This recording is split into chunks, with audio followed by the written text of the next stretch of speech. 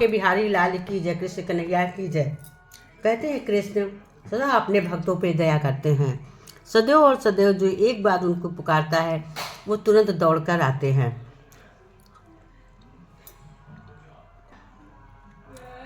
एक बार एक अत्यंत गरीब महिला जो कृष्ण में अटूट विश्वास करती थी, अत्यंत ही विकट स्थिति में आ गई, जो कई दिनों के खाने के लिए पूरे परिवार को नहीं मिला। एक दिन उसने रेडियो के माध्यम से श्री कृष्ण को अपना संदेशा भेजा कि वो उसकी मदद करें। ये प्रसारण एक नास्तिक, घमंडी और अहंकारी उद्योगपति ने सुना और उसने सोचा कि क्यों न इस महिला के साथ कुछ ऐसा मजाक किया जाए कि उसकी श्री कृष्ण के प्रति आस्था डगमगा जाए। उसने अपने सेक्रेटरी से कहा कि वो ढेर सारा खाना और महीने भर का राशन उसके घर दे आए, और जब महिला पूछे किसने भेजा है तो कह देना शैतान ने भेजा है। जैसे ही महिला के पास सामान पहुंचा, पहले तो उसके परिवार ने तृप्त होकर भोजन किया, फिर वो सारा राशन अलमारी में रखने लगी। जब महिला ने नहीं पूछा कि ये सब किसने भेजा है, जब सेक्रेटरी से कहा रहा नहीं गया तो उसने कहा, आपने ये नहीं कोई जिज्ञासा होती है कि ये सब किसने भेजा है? उस महिला ने बड़ा बेहतरीन उत्तर दिया। क्या कहा जवाब में, मैं इतना क्यों सोचूं, क्यों पूछूं? मुझे मेरे श्री कृष्ण पर पूरा भरोसा। मगर मैंने अगर संदेशा भेजा तो उन्हीं ने भेजा है। मेरा कृष्ण पर पूरा विश्वास अटूट पहचान है। और क्या कोई शैतान भी इस आदेश का पालन कर सकता? कोई शैतान थोड़ी पालन करेगा। भगवान ने पालन करके भेजा है। भेजने वाले भगवान है, शैतान नहीं है। कितना प्यारा जवाब, जबकि शैतान ने भेजा था, लेकिन भेजने वाले भगवान। उस शैतान के क्या औकात थी? भेजने वाले थे भगवान। उसके मन में बैठ के भगवान ने भेजा, शैतान के थ्रू उससे के हाथ से अच्छा कार्य कराया। तो कहते हैं भगवान जिससे भी जो चाहे करा सकते हैं। भगवान ने वैसे भी कहा है, जो व्यक्ति दूसरे की निंदा कर खुश होता है वो ऐसा कर अपने जीवन के पुण्य को खत्म करता है, लेकिन वो एक दिन खुद लोगों की दृष्टि में निंदा का पात्र बन जाता है, क्योंकि निंदा करने वाले से मनुष्य अपने जीवन का सिर्फ पुण्य नहीं बल्कि पुण्य से प्राप्त हुए सुख, यश, कीर्ति सभी सर्वनाश हो जाता है। जो लोग तुम्हारी बुराई करते हैं वो करते रहेंगे, चाहे तुम अच्छा करो या बुरा। इसलिए शांत रहकर अपना कर्म करते रहो। निंदा पर घबराओ नहीं, उसी निंदा उसी की होती है। मरने के बाद तो सबकी तारीफ ही होती है।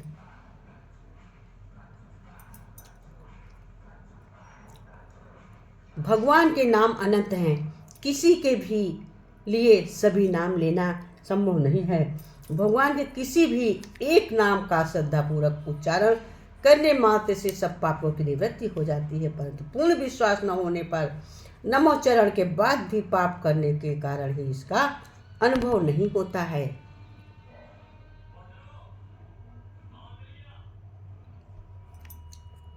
किसी भी व्यक्ति को अच्छे से जाने बिना दूसरे की बातें सुनकर उसके प्रति कोई धारणा बना लेना एक मूर्खता है। तभी तो कहते हैं, जिस घर में बड़ों को छोटों से डर लग जाए उस घर में समझ लेना कलयुग प्रवेश कर गया है। आपसे बहुत करुणा करके कह रहा हूँ, कभी भी अपनी छवि ऐसी मत करना कि तुम्हारे घर का पुरुष तुमसे डरने लगे, तुमसे अपने मन की बात ना कह सके। यदि ऐसी छवि तुमने अब बना ली है तो फिर चाहे तुम कितना भी धर्म कर लेना, एक दिन तुम्हारा पतन निश्चित है। कहते जिस घर में बड़ों की इज्जत नहीं होती उस घर में समझो कलयुग आ गया, हम पतन की ओर जा रहे हैं। इसलिए हमको अपने से बड़ों की इज्जत करना चाहिए। जैसे हम भगवान की इज्जत करते हैं, गुरु की इज्जत करते हैं, वैसे हमको अपने से बड़ों की इज्जत करनी चाहिए। गुरु हमें ये बताते हैं कि हमें अपनों से बड़ों की इज्जत करनी चाहिए, सम्मान करना चाहिए।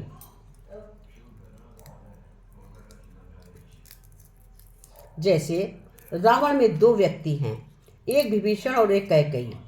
कैकेयी रावण के राज में विभीषण रावण के राज में रहता था, फिर भी बिगड़ा नहीं। कैकेयी राम के राज में रहती थी, फिर भी सुधरी नहीं। तात्पर्य हुआ कि सुधारना और बिगाड़ना केवल मनुष्य की सोच पर संभव है। उसके पीछे लग के कोई उसको बदा या सुधार नहीं सकता है। यदि मनुष्य की सोच अच्छी है तो वो बन सकता है। माँ कभी साधारण नहीं होती है, वो तो परमात्मा के बाद वो शक्ति है जो खुद मौत की गोद में रखकर जाकर एक जिंदगी को जन्म देती है। इसलिए माँ को सदैव सम्मान करें, हमें माँ का सदैव सम्मान करना चाहिए।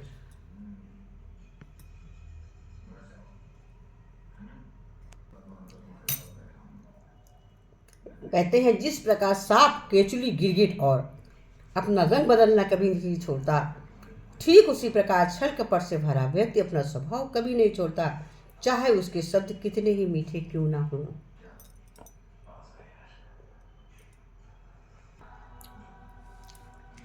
भगवान कहते हैं कि तुम्हारे बारे में कोई बुरा सोचता है तो वो उसके कर्मों में लिखा जाएगा।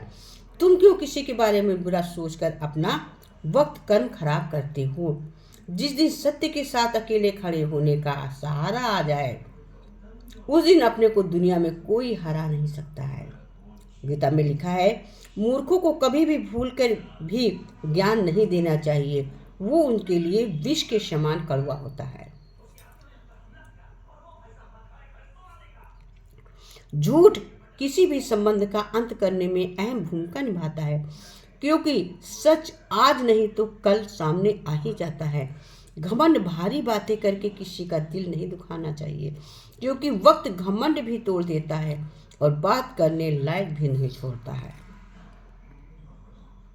जब जल गंदा हो जाता है तो उसे लाते नहीं हैं, बल्कि शांत छोड़ देते हैं, जिससे गंदगी अपने आप नीचे बैठ जाती है। इसी प्रकार जीवन में परेशानी आने पर बेचैन होने के बजाय शांत रहकर विचार कर हल जरूर निकलेगा।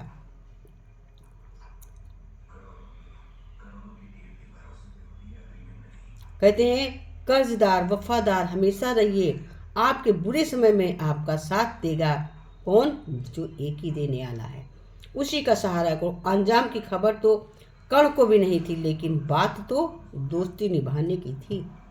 तो जैसे दोस्ती निभाए वैसे भगवान हमारा साथ हमेशा देंगे, हमेशा निभाएंगे, लेकिन हम भगवान के तो कर्जदार रहें, भगवान के तो वफादार रहें। जीवन में कभी किसी की भलाई व्यर्थ नहीं जाती है, वो कब किस रूप में लौट कर आएगी ईश्वर ही जानता है। कहते हैं जीवन की कुछ सच्ची बातें होती हैं वाकई में, जैसे कर्म की गठरी लाद के जग में फिरे इंसान। भगवान ही कहते हैं, कर्म की गठरी लाद के जग में फिरे इंसान, जैसा करे वैसा भरे विधि का यही विधान। कर्म करे किस्मत बने जीवन का ये मर्म, कर्म करने से किस्मत बनेगी जीवन का ये मर्म। प्राणी तेरे भाग में तेरा अपना कर्म, किसी के साथ गलत करके अपनी बारी का इंतजार जरूर करना, क्योंकि जैसे बछड़ा 100 गायों में भी अपनी माँ को ढूंढ लेता है, ठीक वैसे ही कर्म करने वाले को कर्ता को ढूंढ लेता है।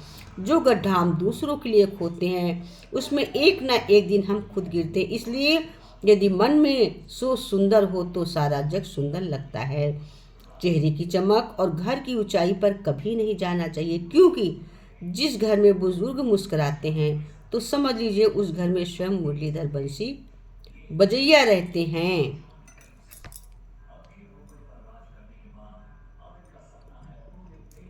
इस संसार में सबसे बड़ी बुद्धि, सबसे बड़ा हथियार धैर्य, सबसे अच्छी सुरक्षा विश्वास, सबसे बढ़िया दवा, सबसे बढ़िया टॉनिक, सबसे बढ़िया हंसी। और आश्चर्य की बात यह है कि ये सब निःशुल्क है। छोटी छोटी चीजों का शुल्क है, लेकिन बुद्धि जो मिलती है वो निःशुल्क। हाथ पैर हमारे हथियार जो है ये निःशुल्क मिलते हैं। धैर्य, ताकत निःशुल्क, सुरक्षा निःशुल्क, विश्वास निःशुल्क है। आश्चर्य की बात यह है कि बिल्कुल ही निश्चिंत है, इसका कोई भी कभी भगवान हमसे कोई शुल्क नहीं लेते हैं। लेकिन जरा सी भी हम दवा कराने जाते हैं तो इतना खर्चा होता, लेकिन भगवान हमसे क्या शुल्क लेते हैं? कोई भी शुल्क नहीं लेते हैं।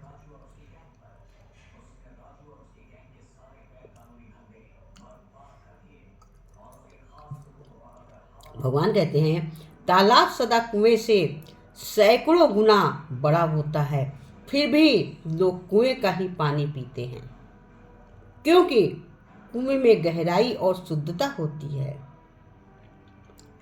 कुएं में गहराई और शुद्धता होती है। मनुष्य का बड़ा होना अच्छी बात है, लेकिन उसके व्यक्तित्व में गहराई और विचारों में शुद्धता भी होनी चाहिए, तभी वो महान बनता है।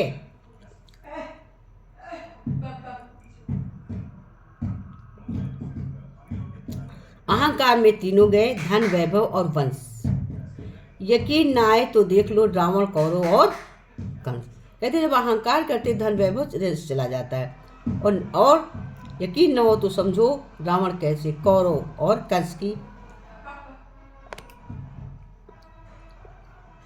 उपवास करें, खाने का नहीं। गंदी सोच, गंदी नीयत और गंदे विचारों का उपवास खाने का नहीं किया जाता है। गंदी सोच का उपवास करो, नीयत का उपवास करो और अपने विचारों को विश्वास करो। ईश्वर सिर्फ दिशा दिखा सकते हैं और उस पथ पर चलना हमारा काम है। वास्तविकता में अगर तुम चलना ही नहीं चाहते, फिर तुम्हारा ईश्वर में क्या दोष देना व्यर्थ है। कर्म के पास ना कागज है न किताब है, फिर भी सारे जगत का हिसाब है। कर्म करना, कर्मों की कागज है न किताब है न पेन है, फिर भी सारा हिसाब है। जीवन में समय से अधिक महत्वपूर्ण कोई नहीं होता है। समय ठीक हो तब अपने बन जाते हैं, पर समय खराब हो तो सब पराये बन जाते हैं। रिश्ते निभाने के लिए बुद्धि नहीं, मन की शुद्धि चाहिए। सत्य कहो, स्पष्ट कहो, कहो न सुंदर झूठ, चाहे कोई खुश रहे चाहे जाए छूट। दुनिया में सबसे कीमती गहना हमारा परिश्रम है और जिंदगी में सबसे अच्छा साथी हमारा आत्मविश्वास है। जो व्यक्ति सत्य के साथ अड़ा है, परमात्मा उसके साथ खड़ा है। जिंदगी में दो लोगों का होना बहुत जरूरी है। एक कृष्ण जो न लड़े फिर भी जीत पक्की कर दे, दूसरा कर्ण जो हार सामने हो फिर भी साथ न छोड़े।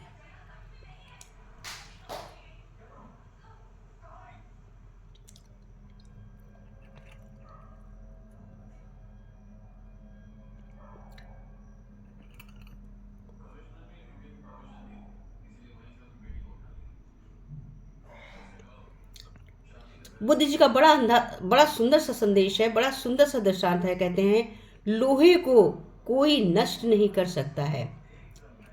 बुद्ध भगवान जी कहते हैं लोहे को कोई नष्ट नहीं कर सकता है। इसी तरह आदमी को भी कोई और नहीं बल्कि उसकी सोच ही नष्ट करती, बाकी कोई नष्ट नहीं कर सकता।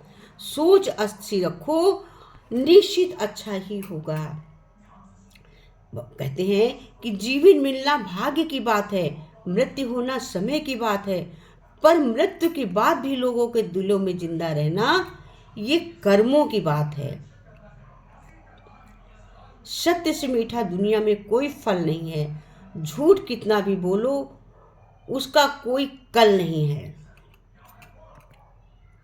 जो है उसे स्वीकार करो, जो था उसे जाने दो और जो होगा उस पर विश्वास करो। आनंद बस मन की एक स्थिति है जिसका बाहरी दुनिया से कोई नाता नहीं है। चुप रहने से बेहतर है कोई जवाब नहीं, और क्षमा करने से बड़ी है कोई सजा नहीं। मौन रहना एक साधना है और सोच समझकर बोलना एक कला है। खूबसूरत होना अच्छा है, लेकिन अच्छा होना ज़्यादा खूबसूरत है। इंसान का जैसा विचार होता है, इंसान धीरे धीरे वैसा ही बन जाता है। परिस्थितियों का स्वीकार करके ही मन में शांति मिलती है, वरना हमें शांति नहीं मिलती जब तक हम अपनी परिस्थितियों को सुधार नहीं लेते। सुबह की पहली सोच वो जो आप बनना चाहते हो, ध्यान रखो आपका हर संकल्प आपके भाग्य को की रचना करता है। जिंदगी में कौन आया कौन गया जरूरी नहीं है, मुश्किल वक्त में कौन साथ खड़ा है ये सबसे जरूरी है। सबके लिए बिल्कुल वैसा ही अच्छा सोचिए जैसा आप अपने लिए सोचते हो। शरीर में कोई सुंदरता नहीं होती है। अच्छे कर्म, विचार, वाणी, व्यवहार, चरित्र और संस्कार जिसके जीवन में ये सब है, वही सुंदर इंसान है। परिवर्तन बहुत कष्टदायी होता है, लेकिन उतना ही आवश्यक भी होता है। प्रेम उच्चतम रूप करुणा है। इस समस्या के 3 समाधान होते हैं: स्वीकार करो, बदल दो या फिर छोड़ दो। खुद के साथ वक्त बिताने में मजा आने लगे तो समझ जाना परिपक्व हो चुके हो। जिस दिन तुम्हें अपना मूल्य पता लग गया, उस दिन के बाद तुम्हें किसी के द्वारा दी गई निंदा या प्रशंसा से कोई फर्क नहीं पड़ेगा। अगर लोग जरूरत पड़ने पर ही आपको याद करते हैं तो उन्हें गलत या मतलबी मत समझिए, क्योंकि आप उनकी जिंदगी की वो रोशनी की किरण हैं जो सिर्फ उन्हें अंधेरे में ही दिखाई देते हैं।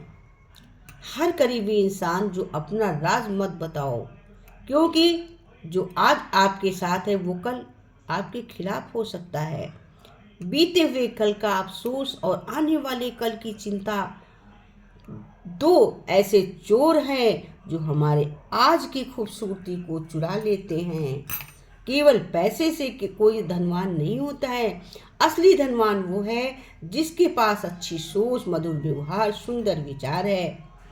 काम बड़ा करिए मगर बर्ताव ऐसा करिए कि मैंने तो कुछ किया ही नहीं है, जैसे हनुमान जी। क्योंकि एक महान व्यक्ति ही यही पहचान होती है। जब हनुमान जी से कहा जाता था, कहते थे हमने तो कुछ किया ही नहीं, हम तो उसी तरह करना चाहिए। वास्तव में व्यक्ति बुद्धिमान है जो क्रोध में भी गलत बात नहीं बोलता है। वही बुद्धिमान है जो क्रोध में भी गलत बात ना बोले। किरण चाहे सूर्य की हो या आशा की हो, जब भी निकलती है सभी अंधकारों को मिटा देती है। वक्त सबको मिलता है जिंदगी बदलने के लिए, पर जिंदगी दोबारा नहीं मिलती है वक्त बदलने के लिए। शिक्षा वो दरवाजा है जिसे खोलकर आप तरक्की के सारे रास्ते खोल सकते हैं। किताबें खुद चुप रहती हैं, लेकिन जिसने पढ़ लिया उसको बोलना और लड़ना पढ़ना सिखा देती है। शिक्षा वो दरवाजा है जिसे खोलकर आप तरक्की के सारे दरवाजे खोल सकते हैं। किताबें खुद चुप रहती हैं, लेकिन जिसने पढ़ लिया उसको बोलना और लड़ना, काम करना सभी सिखा देती हैं। तुम किताबों के सामने झुक जाओ, ये तुम्हारे सामने दुनिया को झुका देंगी। बंदूक से ज्यादा विचार घातक होते हैं। बंदूक देना आसान है, किंतु बुद्धि देना बहुत कठिन है। शिक्षा के लिए थाली भी बेचनी पड़े तो बेच दो। हाथ पर रोटी रखकर खाओ, लेकिन पढ़ो। ब्रह्मांड की सीमा भले ही जान लीजिए, मूर्खता की कोई सीमा नहीं है। अगर कैमरे में सबसे बुद्धिमान आप हैं,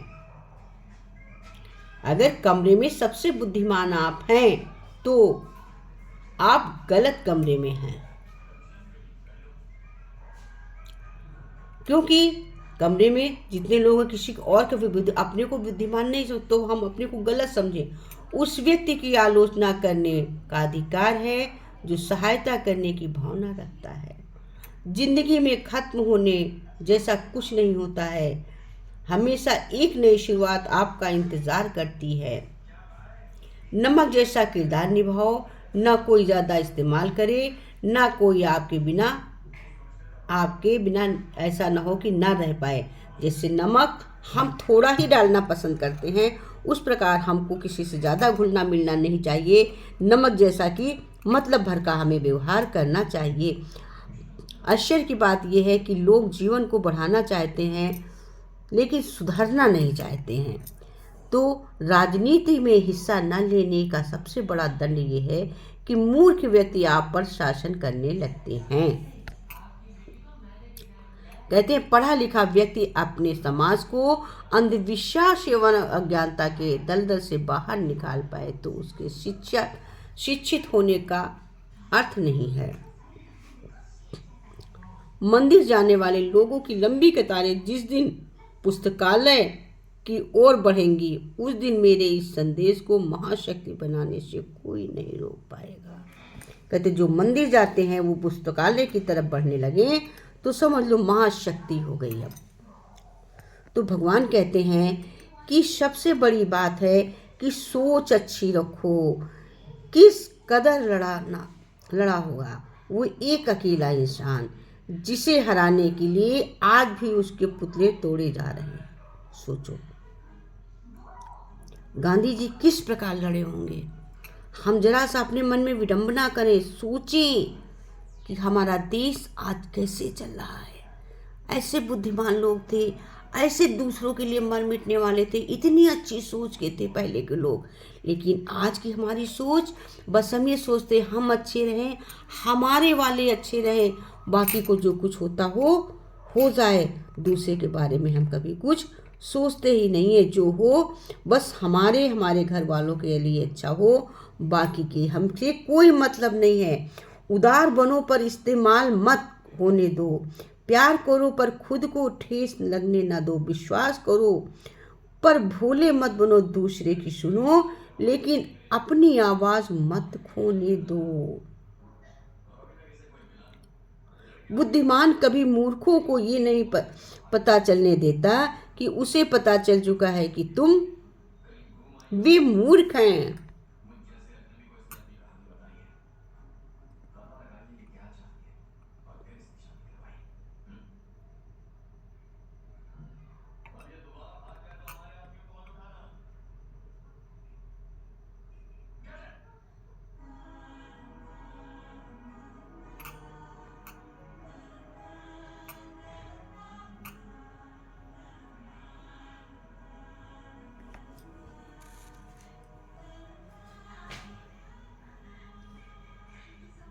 कहते हैं कि आज की स्थिति ये हो रही है, निर्धन गिरे पहाड़ से कोई न पूछे हाल, धनी को कांटा लगे पूछे लोग हजार।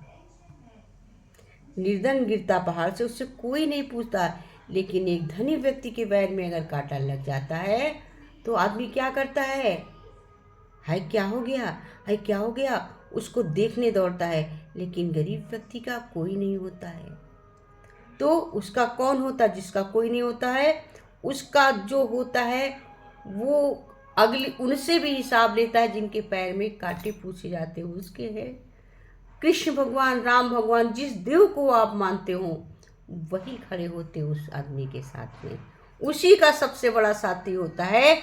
जो पहाड़ से गिरता है उससे पूछने वाला कोई नहीं होता है, भगवान उसी के साथ खड़े होते हैं। कहते निर्धन गिरे पहाड़ से कोई न पूछे हाल, उससे पूछने वाले वही विधाता होते हैं। वो पहाड़ से भी गिरता है तो उसको चोट ज़्यादा नहीं आती है, लेकिन जिससे पूछने वाले हैं कि कांटा लग गया, 1000 लोग पूछने वाले होते, उसके कांटा लगने पर भी पैर फट जाता है और उसके ऑपरेशन होते हैं, सिलाई होती है, सर्जरी होती है। तो इसलिए कहते हैं भगवान की नज़र से कोई बच नहीं सकता, भगवान की नज़र से कोई बच के कहीं जा नहीं सकता। भगवान की नज़र में सभी समान हैं, भगवान सबको एक बराबर समझते हैं। जैसे एक दिन रुक्मणी ने कहा कृष्ण जी से, भगवान ने कहा मैं कहाँ गए थे? बोले खाना देने गए थे, मेरा एक भक्त भूखा था तो मैं पुकार रहा था, कहीं बड़े थे सबको खाना दो, कहीं हम दिन में सबको खाना दे दे। कहीं अच्छा तुम सबको खाना दे दो, कहीं आज देखते हैं। उन्होंने चट से चींटी पकड़ी और डिबिया में रखने लगी। जब डिब्बे में रखने लगी तो उनको जो तिलक लगा था, रोचना पे चावल लगे थे, वो उसी के अंदर गिर गए और चींटी उसको अपने अंदर बैठ के खा रही। अब शाम को कृष्ण भगवान के सामने खोली तो चींटी चावल खा रही। अब बड़ी आश्चर्य में बोली ये कैसे? तुमने रखा? कहीं डिबिया तो तुमने रखी थी। कहीं कैसे? कहीं देखो मैं सबको खाना देता हूँ, कैसे खाना दिया इसको? जब तुम बंद कर रही थी तुम्हारे रुचने का चावल ही इसी में गिर गया, उसको खाना मिल गया। तो कहते भगवान सुबह से शाम तक सबको खाना देते हैं। भगवान जगाते भूखा पर सुलाते नहीं, चुग्गा सबको देते, बिना चुग्गा के भगवान किसी को नहीं सिलाते हैं। कैसे भी उसको खिलाएं, किस तरह से खिलाएं, कुछ कहा नहीं जा सकता है कि कैसे खिलाते हैं। मैं इसमें एक एग्जाम्पल बिल्कुल रायबरेली का मैं बिल्कुल अपनी आँखों का देखा दृष्टांत बोल रही हूँ। कहीं का सुना, कहीं का जाना, कहीं का पढ़ा, कहीं का सोचा नहीं। मैं जिन आँखों से इस सेल को देख रही हूँ, उन्हीं आँखों से देखा हुआ दृष्टांत बोल रही हूँ। ये मैं जहाँ रहती थी, 1 2 3 2 मकान छोड़ के एक पंडित जी रहते थे। अब तो वो बहुत अच्छी स्थिति में हैं, लेकिन पहले उनकी स्थिति ये थी, उनके 5 बच्चे छोटे छोटे थे। तो बच्चे 5 थे और पंडित जी थे, पंडिताइन थी। तो पंडिताइन तो घर ही पे थी, बच्चे भी पढ़ते थे, छोटे थे, और पंडित जी उपरहित करते थे, कथा अथा कहते थे, तो कितना कितना बेचारों को सब मिल जाता था। अच्छा, और उनको कहीं एक गाय मिली थी, बछिया, उस बछिया को पाल रखी थी, वो बछिया बड़ी हो गई थी। उन्होंने किराए का मकान ले रखा था। अब तो वो 8-10 हज़ार का किराए का है, उस समय वो 5,000 का किराए का, 500 का किराया था। लेकिन उनको तो 500 रुपये महीना देना, मतलब जब 2 कमरे कमरे थे, बाउंड्री नहीं बनी थी, तब बेचारों ने लिया था 500 का। उनको तो 500 रुपये महीने जोड़ के देना बड़ा काम था, लेकिन वो 500 पे किराए का ली थी। सोचो, उन्होंने एक गाय की बछिया बड़ी करी थी, वो बछिया उनके पास ही दिन भर वो बाहर रखती थी पन्नी अन्नी तान के, शाम को उसको वो अंदर कर लेती थी। तो उनके घर में जो कोई सीधा इधर दे जाता था, उसी से खाना बनता था, और जो पैसे ऐसे होते थे उसमें वो साग सब्जी आई, जोड़ी जाड़ी तो इनमें दे दी, किराया देना होता था, ऐसे करती थी। तो एक दिन ऐसा हुआ, अब बताई भी, अचानक की सीधा लेके गई। तो कह रही हैं कि उस दिन जब उनके यहाँ कुछ आया नहीं दिन भर, तो उनके वो लोग भी भूखे, जो सुबह चाय पानी पी लिए थे, खा लिए थे स्कूल जाने से पहले, उसके बाद स्कूल से आने के बाद बच्चों को भी खाना नहीं मिला, और गाय को क्या जरा सब बेचारी क्या दी होंगी। अब जब सीधा लेके गई तो कह रही हैं कि बड़ी तेज खड़ी हुई, कहीं हम तो उसके पहले गाय से हाथ जोड़ के कह आए थे कि गौ माता, आज हम लोग भी पानी पी के सो रहे हैं। उन्होंने बताया कि हमने तो गौ माता से प्रार्थना किया था अभी 10 मिनट पहले, कि गौ माता पैर छुए प्रार्थना किए कि हे गौ माता, आज मेरे बच्चे भी पानी पी के, चीनी नहीं पी के सो रहे हैं, तुम भी पानी पी के सो जाओ, आज कहीं से सीधा भी नहीं आया, तुम्हारा भूसा नहीं आया, हम तुमको क्या खिलाएं। बस कह रही, ये कह के, जाड़े का मौसम था, कह रही हम चुपचाप बैठ गया कि 10 मिनट बाद तुमने हमारे घर का दरवाज़ा खटका दिया। अब देखो, अब 9 करीब बजा था, जाड़ा का मौसम था। तो वो बोली कि अब ये जो सीधा है, इसका खाना तो हम बाद में बनाएंगे। पंडित जी से कहीं, पंडित जी जाओ जल्दी से भूसा लाओ, जाके गौ माता का खवाओ, आज गौ माता से प्रार्थना किया है कि तुम भी भूखी सो और हम भी भूखे सोएं। तो माता ने मंगाया, ये आंखों देखी घटना मैंने इसमें बोली है। तो गौ माता को पहले वो भूसा मंगवाई, कहीं जाओ तुम भूसा लाओ, तो हम खाना ना बनाई। तो क्या कहा था, गौ माता का खाना पहले दो। उस पैसे से उन्होंने चट भूसा मंगाया। मैं ये आंखों देखी बात इसमें बोली हूँ कि गौ माता ने, कि जब उन्होंने प्रार्थना करी कि तुम भी सो, तो कैसे रात को, अब क्या हम ये भी तो सोच सकते थे कि सुबह सीधा दे देंगे। अब 9 बजा था जाड़े का, दिमाग ही घूम गया कि सीधा देना है, रखा रहेगा, चूया हुआ उधर उधर कर देंगे, लाओ दे ही देते हैं, राती को दे देते हैं। अब ये तो मालूम नहीं था कि इनके घर में आज क्या, लेकिन किसने भेजा खाना, क्या हम लेके गए? नहीं, वो भगवान ने उनके घर भेजा। नहीं, 9 बजे क्या जरूरत थी, मतलब बच्चे से 9 बजे लेटने का टाइम हो जाता था, छोटे छोटे मेरे भी बच्चे थे कि चलो सब बच्चे से लेट जाएं, 9 बजे तो बिस्तर में बैठ जाओ, पढ़ाते रहो, जरा बहुत सुनते रहो कि अब सुबह को बच्चों को स्कूल जाना है। लेकिन दिमाग पता नहीं कैसे हो गया कि उस दिन लॉक नहीं किया, कि लाओ सीधा ही दे देते हैं। इस तरह से होता है, भगवान किसी को भूखा नहीं सुलाता है, भूखा उठाता है, सुलाता नहीं है, चुग्गा के बिना सुलाता नहीं है। लेकिन ये हमें केवल अपने मन में श्रद्धा होनी चाहिए, विश्वास होना चाहिए, पूरी श्रद्धा होनी चाहिए। आज वो ऐसी, इतनी उनकी स्थिति अच्छी है कि उनका लड़का ये बनारस में क्या पढ़ा था, ये पंडित वाला पढ़ा था, मतलब जो होता है, अरे प्रति का कुछ बड़ा अच्छा पढ़ा था इसी स्कूल से, पंडित वाले में, याद नहीं आ रहा है, उसमें बड़ा अच्छा हो गया। और पंडित जी ने जो पढ़ रखा था, संस्कृत से कर रखा था सब, उनकी नौकरी लग गई थी, वो भी रिटायर हो गए हैं, वो रिटायर हो गए, बड़ा लड़का उनका नौकरी में लग गया, जॉब में लग गया, छोटा लड़का कुछ पढ़ रहा है। अब तो मैं लखनऊ पे हूँ, लड़कियाँ 2 थी, दोनों लड़कियों की अच्छी अच्छी शादी हो गई, अब 5 बच्चे भी अच्छे से उनके सेटिल हैं, अब तो बहुत अच्छी स्थिति में हैं। लेकिन पहले लेकिन पंडिताइन इतनी अच्छी थी कि कहते हैं जो बाद में याद आए तो अच्छा है। अब हमारा उनका साथ कई साल से नहीं है, लेकिन हमारे दिल से आज भी होता है कि इतनी अच्छी थी जिसकी कोई सीमा नहीं। बहुत सीधी, बहुत अच्छी। ऐसी नारी जिस घर में होती है वाकई में कहते जन्नत, उनके घर में जन्नत बरसता होगा, स्वर्ग है उनका घर। वो स्वर्ग तो यही है कि जो हमको इंसान का जीवन मिला, लेकिन हाँ, एक मंदिर बना दिया उन्होंने अपने घर को कि उनके घर के आदमी हाथ जोड़े। हम तो कहते हैं ऐसे लेडीजों को इतनी अच्छी मिलता है। चलो ठीक है, अब बंद करते हैं और भजन बोलते हैं। मुझे आज ऐसे ही याद आ गया कि भगवान भूखा उठाता है, भूखा सुलाता नहीं। सो मैंने इसमें आंखों देखी घटना बोली है कि हाँ, सच ऐसा है। हमें भगवान पे श्रद्धा रखनी चाहिए। भगवान किसी को कष्ट नहीं देते हैं। अगर कष्ट ना दें तो हमें सुख का अनुभव ना हो, और फिर हम जितने सुख में उतने में रहें और ज़्यादा सुख को हासिल ना कर पाएँ।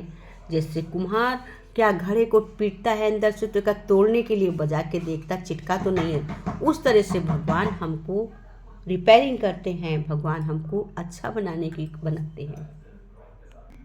श्याम तेरी बंसी बजे धीरे धीरे, कन्हैया तेरी बंसी बजे धीरे धीरे, श्याम तेरी बंसी बजे धीरे रे, कन्हैया तेरी बंसी बजे रे धीरे रे, श्याम तेरी बंसी बजे रे धीरे रे। इते मथुरा इते गोकुल नगरी, इते मथुरा इते गोकुल नगरी, बीचा में यमुना बहे धीरे धीरे, बीचा में यमुना बहे धीरे धीरे।